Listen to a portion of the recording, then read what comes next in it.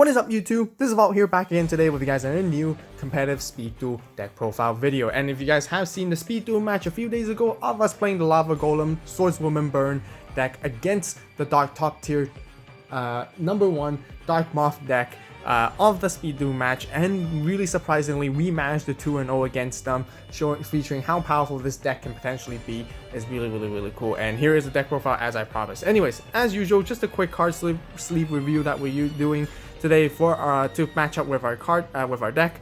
We're basically using these OCG fire attribute sleeves simply because it's a burn deck, and I think it just matches it very well overall. But yeah, anyways, right here, moving into the skill. So Twisted Personality, I know many of you guys know what this does already, but I'll just quickly explain.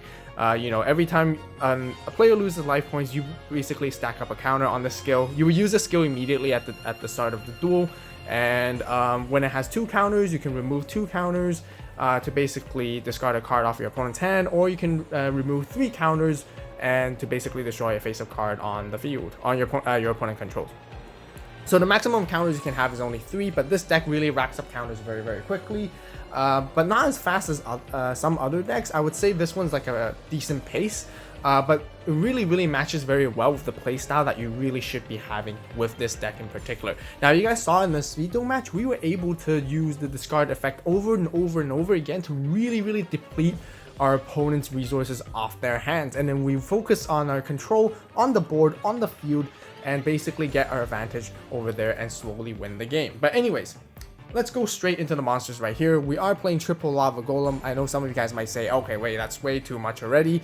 I do agree to some of you guys. I have thought of having 2 only, but I feel like you really need to have 3, simply because you want to see this in your opening hand as soon as possible to basically use Lava Golem. It is your boss monster to start burning off your opponents for 1,000 life points. It's just really great. There is a downside that you can't summon or set that same turn, but you can special summon if you do. But this deck doesn't really special summon except for Lava Golem anyways, I believe. Yeah, tribute, yeah, it must be, yeah, it doesn't, except for Lava Golem. But yeah, you always want to get rid of your opponent's really core and key important monsters. Now notice, once again, I highly recommend you guys watch the Speed Duel match, because it really teaches you our competitive thought process and why the reasoning behind I play these cards. Because in that perfect example, we waited for crucial cards such as Zoma and Eudoria and tribute those monsters, which are really annoying to deal with, to basically just put them onto the graveyard for the opponent and give the opponent a Lava Golem. And you do want to be patient with that. That's really the importance of this deck. Now, the next heart and soul that I mentioned in this deck is Amazon Swordswoman. We do play 3 of a really good combination.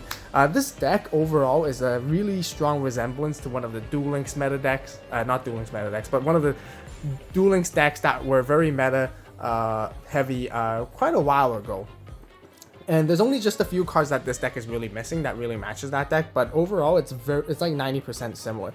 Now, of course the idea is to bring out Swordswoman, so your opponent, it makes it annoying for your opponent to deal with. Every time they attack into her, they have to take some damage for it, especially when you have a Lava Golem on the field and you have Swordswoman on the field against your opponent, and it just makes it hard for them to want to swing in with the Lava Golem that you gifted to them overall. Next, we're playing Double Zombinas, a really great important card to really help you recur your Amazon Swordswoman, because you only play 3 copies, but you do want to get more copies of this card at all times, because it is your core monster that you're summoning basically 80% to 90% of the time, always. Next, we do play 2 Spirit Kuribos, just a really neat hand trap to basically counter your opponent, because there's a lot of decks right now that play a lot of back row removal, and you do want to keep that hand trap on your hand for scenarios just in case. Now, that basically rounds off the entire monsters. Some of you guys, I do have some notable mentioned monsters that you guys can add into this deck. One of them is Hyper Hammerhead. That's pretty decent. Or also Eudoria to basically get rid of monsters your opponent controls by bouncing or popping, which is really great as well. But this build worked out for me, but I'm just giving some notable mentions of some other cards that you guys might feel like that you want to add overall, so feel free to change that up.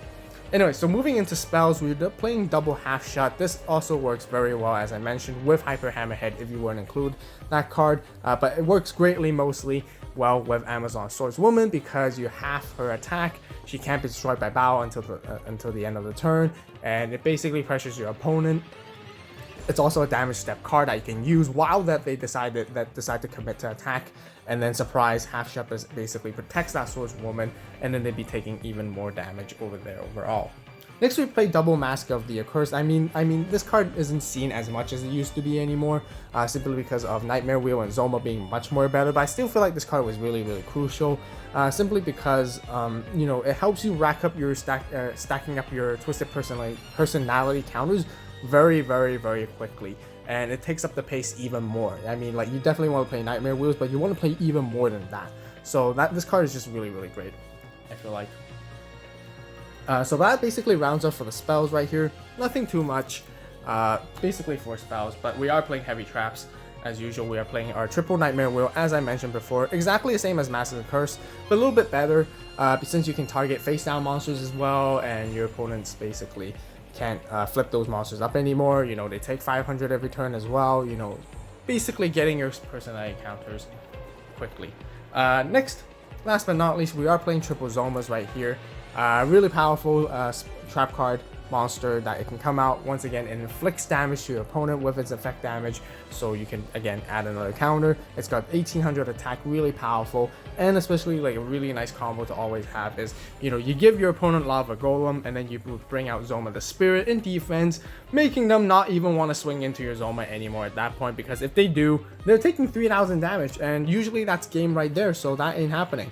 And that's basically a really good card, so highly recommend this trap setup, and I wouldn't change anything about that at all. So that basically rounds off of the main deck. Just 20 cards in total. There's nothing more than 20 simply because there's no draw power, there's no search power in this deck whatsoever, as you guys can see. So I think 20 is a very nice sweet number for this deck. Some of you guys might go for 21, but I don't recommend it because it does ruin the ratios mathematically and the consistency overall.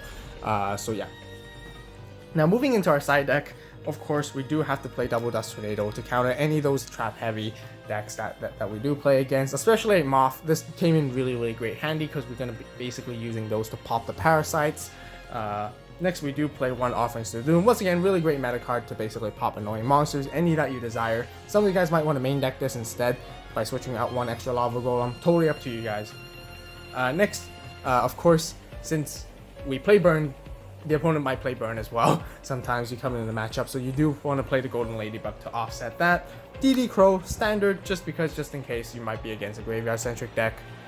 And then last but not least, one Jar of Avarice, and I heavily emphasize that this card once again works really well with this deck because you're playing slowly and patiently. You only have 20 cards in your deck, and if your opponent likes to play the stall game with you, and they can play the stall game with you, you're going to need that Jar of Avarice to really help you sort of play that prolonged game overall. Now keep in mind, once again, this deck is definitely competitive, but I wouldn't say like highly like top tier 1 or anything. That's why I was pretty impressed that we were able to go against Dark Moth. But that's just so you guys know, that's the way how you guys have to play. So I really, once again, highly recommend you guys check out that Speed Duel Match Duel, because this deck is not just like it's really fun and competitive in a very unique way, because it has a very unique approach where you once again have to be patient. You have to make sure you make the correct choices. You can't just blindly just go give them Lava Golem whenever you want, or just summon Swordswoman right off the bat and start basically poking them down. You know, you have to play around very carefully and try to read your opponent's moves and sort of think one or two steps ahead of them overall, which is really crucial in order to succeed with this deck. So this deck, I would say, it's not easy and straightforward to play.